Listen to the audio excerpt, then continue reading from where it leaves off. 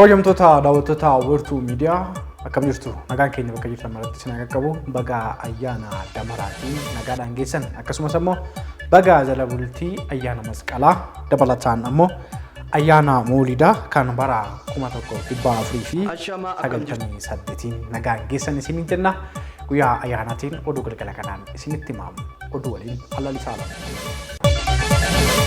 Ayyaanni damaraa masqalaa hordoftoota amantaa kiristaanaa mara biratti guutummaa Itoophiyaa keessatti sirna ho'aatiin kabajamee oolee jira. Ayyaanicha bakka abbootiin amantaa hordoftoonni amantaa kiristaanaa ambaasaaddoroonni keessummoonniitii fi akkasuma turistoonni biyya alaa argamanitti Finfinneetti bifa ho'aatiin kabajamee jira. Godinaalee Oromiyaa garaagaraa keessatti illee magaalota gurguddootii haga baadiyyaatti ayyaanni daamotii bifa ho'aatiin kabajamaa oolee jira. Magaalaa Naqamtee, magaalaa Adaamaa, magaalaa Bishooftuu akkasumas ammoo Sabbataa Buraayyuutii fi guutummaa magaalaa Shaggar dabalatee goleewwan Oromiyaa hunda keessatti hordoftoota amantaa kiristaanaa biratti sirna ho'aatiin kabajamaa oolee jira. Waldaan duuka bootaa ammoo tajaajila afaan Oromootiin Finfinnee fi akkasuma golee biyyattii hunda keessatti afaan Oromootiin tajaajiluudhaan beekamu Daalatti Hirraa Aagaa Addabaabaayii Masqalaa yookaan Laga Harreetti faaruu afaan Oromootiin faarfachuun magaalaa Finfinnee keessatti sirna ho'aatiin ayyaanicha kabajee darbee jira. Ayyaanni gubaa guyyaa har'aa kana bifa adda ta'een kan kabajame yoo ta'u, ayyaanni Mawliidaa kan bara 1498 guyyaa har'aa kana Finfinnee masgida Anwaaritti bifa addaatiin kabajamee oolee jira. Oduudhuma ayyaanaatiin muummee ministeera Itoophiyaa Dr. Abiy Ahimad akka damaraa walitti edaamuun biyya jabduu ni ijaarraa jedhan ergaa baga geessanis dabarsanii jiru. Keessumattuu damaraan eessaaniyyuu yoo qabatu iftii fi ho'i isaa adeemsa keessaa daamotii hunda qaqqabaa. Guddinni Itoophiyaas eessaayyuu haa eegalu adeemsa keessa hunda keenya qaqqabaa jechuun ergaa baga geessanii dabarsanii jiru. Ayyaanni masqalaa ayyaana dachee roobaa gannaa dhoqqee qoorsee biiftuu hurriin haguugamte saaqee riqicha ta'ee ganna irraa birraatti nu ceesisuudha kan jedhan ammoo pirezidaantii mootummaa naannoo Oromiyaa obbo Shimallis Abdiisaati. Kantiibaan magaalaa Finfinnee Aadde Adaanech Abeebees ayyaana damaraa masqalaa sababeeffachuun ergaa baga geessanii dabarsanii jiru. Ergaa abbootii amantaa qondaaltota mootummaatii fi kanneen biroo Gammachuu Tsaggaayee akka itti aanutti qindeeffateera.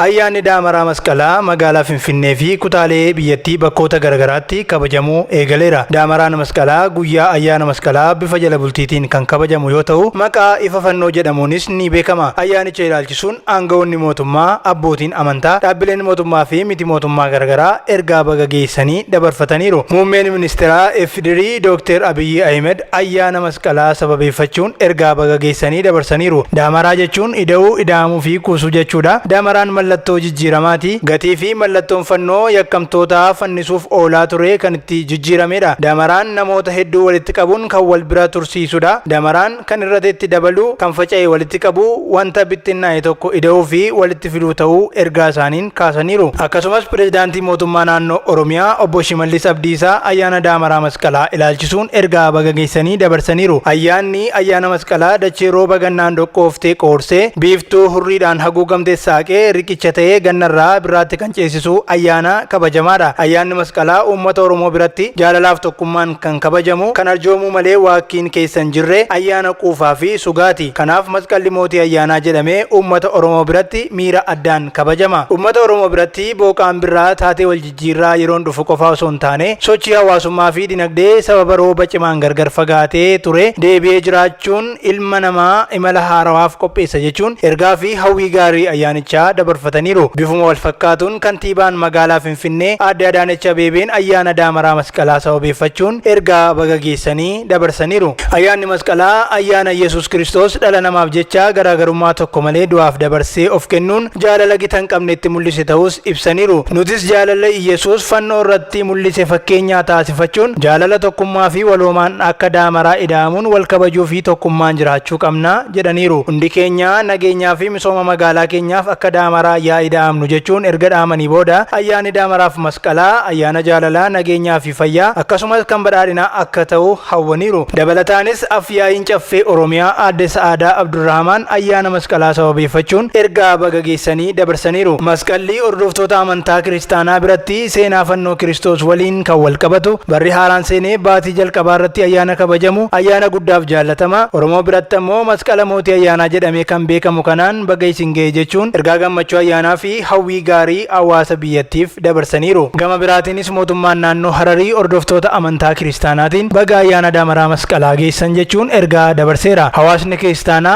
ayyaanichi duudhaa kabaja ayyaana Damaraa eegee akka kabajamu gochuun lammiilee rakkatan deeggaruu fi aadaa waliif gadduuf wal deeggaruu ittiin beekamu hojiirra oolchuun ayyaanicha akka kabajus waamicha taasisaniiru. Pirezidaantiin naannoo Sidaamaa Dastaa Leedamoos kabaja ayyaanaatiin cinatti ayyaanota wayita kabajnu aadaa keenya kan waliif yaaduu fi wal deeggarsaa caalaatti cimsuun ta'uu qaba jedhaniiru. Pirezidaantichi amantoota kiristaanaa hundaan baga ayyaana Damaraa masqalaa geessan jedhanii amantoota amantaa Islaamaatiinis baga ayyaana Moolidaa 1498ffaa geessan jechuun ergaa isaanii dabarsaniiru. Oduma wal fakkaatuun ayyaanni Damaraa masqalaa fi Moolidaa ayyaana jaalalaa, ayyaana nagaa fi kan dhiifamaa waan ta'aniif yeroo ayyaanota kanneen kabajnu hojii wal gargaaruu jajjabeessan hojjechuu fi lammiilee harka qalleeyyii deeggaruun ta'uu akka qabu abbootiin amantaas dhaamsa dabarsaniiru. Mana amantaa Ortodoksii Itoophiyaatti hojii gaggeessaan kutaa lallabaa biyya Sidaamaa Luba Mollaaleenyu Margiyaa ayyaanichi ayyaana jaalalaa, nagaa fi araaraa waan ta'eef yeroo ayyaanicha kabajnu waliif yaaduun araaraa fi tokkummaan kabajuu qabna jedhaniiru. Dabalataanis walitti qabaan mana maree dhimmoota Islaamaa magaalaa Hawaasaa Hajii Hashiim Huseen gama isaaniin hawaasni musliimaa ayyaana Moolidaa yeroo kabajan waliif yaaduu fi wal gargaaruun ta'uu qaba jedhaniiru. Ayyaanichi ayyaana tokkummaa fi harka qalleeyyiin itti deeggaraman waan ta'eef kana raawwachuun kabajamuu qabas jedhaniiru. Ayyaanni masqalaa ayyaana nagaa kan gammachuu fi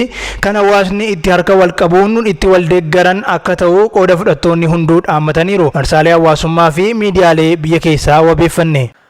Ayyaanota booqa barraa simatan keessaa ayyaanni masqalaa isa hangafa.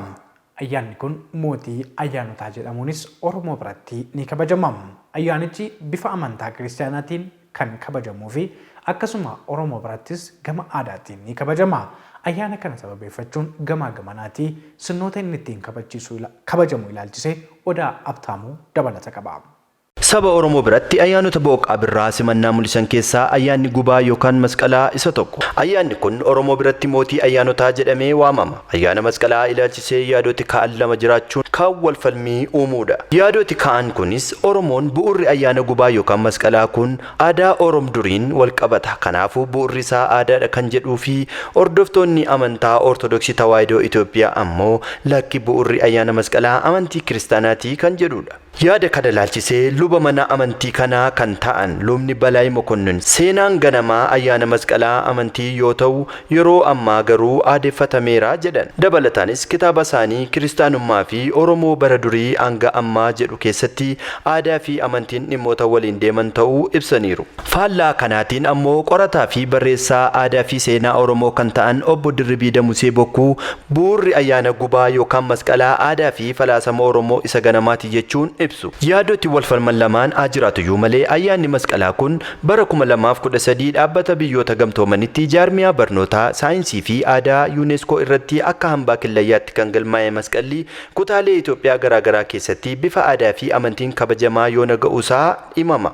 Ayyaanni masqalaa jala bultii irraa kaasee guyyoota lamaaf sagantaalee adda addaa kan qabu yoo ta'u guyyoonni lamaanuu tartiiba mataa isaanii kan qabanidha. Damaraan Oromoo biratti dhimmoota duudhaa fi falaasama uumaa fi uumamaa jabduu of keessaa qaba jechuun Oromoon amana. Jala bultiin ayyaana masqalaa fulbaana 16 guyyaa xomboorri itti ibsamu damaraa jedhamuun beekama. Guyyaa kana muka damaraan ittiin ijaaramutu ganamaan qopheeffamaa kan oolu yoo ta'u gosti mukaa kunis naannoo irraa naannootti garaagara ta'uu fi sababa filatamuuf hiika mataa isaanii kan qabanidha. Mukeen filataman kun gosa kamiyyuu yoo ta'e naannoo kamittuu muka ola deemaa guddinarra jiru otoo hin taane kan dulloomee fi daddabaa dameerraa muramee kan maayii biraaf hin oolledha. Iccitiin isaas Oromoo biratti mukni ola deemaan ulfoo fi kabajaa waan qabuuf muka ola deemaa kan hin murre ta'uusaati.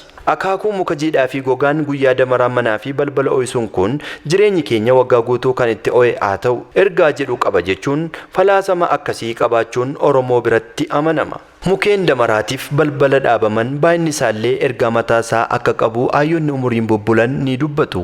Kana jechuun hiika malee kan hin dhaabbanne ta'uu kan ibsudha. Haalli kabaja ayyaana damaraa kanaa godinaa gara godinaatti garaagarummaa qabaatus guutummaa guututti garaagara jechuu miti. Kutaa Oromiyaa naannoo Wallaggaa ba'atti gaafa damaraa namni dhangaa yookaan midhaan lafaagee qofaa kan akka ancootee, raafuu, buqqee yookaan dabaaqulaa fi asheeta boqqolloo nyaachuun ayyaana kana kabaja. Damaraan galgala mana cinatti qoraan gogaa fi muka jiidhaan bobeeffatamee asheeta ibiddicha irratti waaddachuun akaakuun dhangaas irra naqamee nyaatamuun kan kabajamudha. Yeroo lafti gara bariitti dhiyaatu ammoo ibsaatu ibsama. Ibsaa kana miseensi maatii hunduu ibsi balbala kanaatti ibsamuu irratti argamanii iyookoo daraarii jedhanii sirbaa ibsatu. Namoonni tokko tokko muka damaraa kana midhaan sirriitti margee ija harkisuu keessa geessanii dhaabu. Midhaan ulfoodha. Akkuma namaa midhaan kabaja waan qabuuf mukti damaraa keessa dhaabama. Akkasumas iji namaa midhaan sana ilaalus akka muka sana ilaaluu danda'u gochuu danda'a jechuun kan ta'udha. Gama biraatiin kutaa Oromiyaa naannoo Salaaleetti ammoo jala bultii ayyaana masqalaa galgala isaa ollaan walitti yaa'ee bakka tokkotti xomboora ibsee sagantaa jala bultii kana kan waliin kabajudha. Jalqaba irratti guyyaa muka qopheeffataa oolan sana bakka ollaan hundi itti wal ga'u yookaan abdaarii jedhamutti walitti dhufuun yoo ta'u, dhiironni muka damaraa lama qabatanii bakkicha bifa geengootiin dhaabu. Sana booda itti naanna'anii iyyookaa kan bara naannu geesse iyyookaa kan bara dhufuutinis nu gahi jedhanii damaraatti naanna'anii eebbifatu. Oromoon masqala yookaan gubaa dabalatee ayyaanota hunda bakkalcha addeessaa fi haduu ilaaluun dhaata kan jedhan obbo Dirribii Damusee Bokkuu uummattoota addunyaa keessaa Chaayinaa, Indii fi Maayaan illee lakkoofsa baraa yookaan uumama kanneen irratti hundaa'uun kan lakkaatanidha jedhan. Akka obbo Dirribiin jedhanitti Oromoon waqtii isa jedhamu alii jedhee waama. Aliin kunis afur: arfaasaa, ganna, birraa fi bona. Oromoon waqtii gannaan alii waatoo jedha. Alii yookiin waqtii waan hundi keessatti mudatuu fi nafa yookaan daddafee jijjiiramu jechuudha. Adoolessa jalqabarraa kaasee roobni ni dabala, malkaanis ni guuta. Deebi'ee ammoo irratee taliila ta'a, lafti dhoqqee ta'a, margi ni marga, kan faca'ee yookaan midhaan faca'ee guddatee lalisa jedhu. Alii waatoo 7 kan turu yoo ta'u, lakkoofsisaas kurneerraa jalqaba. Gaafa masqalaaf 7 afuu seenaa kan jedhan obbo Dirribiin akka lakkoofsichaatti kurnii, saglii, 8, 7, 6, 5, arfii, 3, 2, tokkee kan jedhaman yoo ta'u, wayita akkanaan lakkaa'amee lakkoofsichi gadi dhufee tokkorra ga'uu ayyaanni gubaa yookaan masqallii kabajamaa jedhan. Oduma ayyaanaatiin wal qabatee ammoo ayyaanni Mawlidaa kabara 1498 akka sirna amantichaatti haalawaan kabajamee oolee jira. Ayyaanni kunis fakkeenyummaa Nabiyyuu Muhammad hordofuun hordoftoota amantichaa biratti sirna addaatiin kabajamee kan oole yoo ta'u, masgida Anwaaritti ammoo guyyaa irraa kana kabajamee jira. Sittiin Haajii sirna kabaja ayyaanaa kana irratti waan qindeeffatte qabdi. Ayyaanni Mawlidaa kan bara 1498 akka biyyatti akkaataa sirna amantichaa jedhuun haala ho'aa ta'een kabajamee ooleera.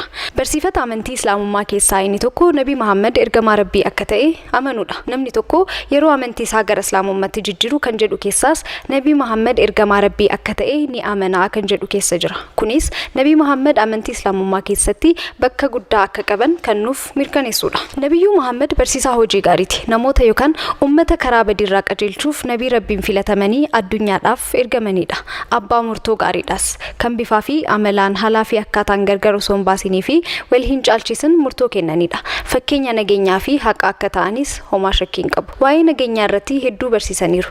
Namoota osoo sabaa fi amantaan wal hin qoodin tokkummaan nageenyaan akka jiraatan kan barsiisaa turan yoo ta'u, isarra darbees waa'ee haqaa fi walqixxummaa irratti nabii barsiisaa turanidha. Nabiyyuu Muhammad hordoftoota amantii Islaamummaa biratti waa hundaan nabii fakkeenya ta'anidha. Akka barsiifata amantichaattis nabiyyii dhumaati. Isaan booda nabiin ummataaf ergame hin jiraatus jedha barsiifanni amantichaa. Nabiyyuu Muhammadis hordoftoota amantii Islaamummaa qofa biratti osoo hin taane namoota hundaaf fakkeenya ta'uu kan danda'anidha. Waa'ee waliin jireenyaa, walqixxummaa, tokkummaa barsiisaa waan turaniif. Kan maal wal qabates guyyaa har'aa kana yeroo ayyaana Mawlidaa jechuunis guyyaa dhaloota Nabii Muhammad yoo kabajnu fakkeenyummaa isaanii fudhachuudhaan waan qabanirraa harka qalleeyyiidhaaf qooduun, kan rakkatan gargaaruun, kan dhibamanii sirriirratti hafan gaafachuun, miira jaalalaa akkasumas tokkummaa jabeeffachuun haa ta'u. Ayyaana gaarii, Eid Mubaarak.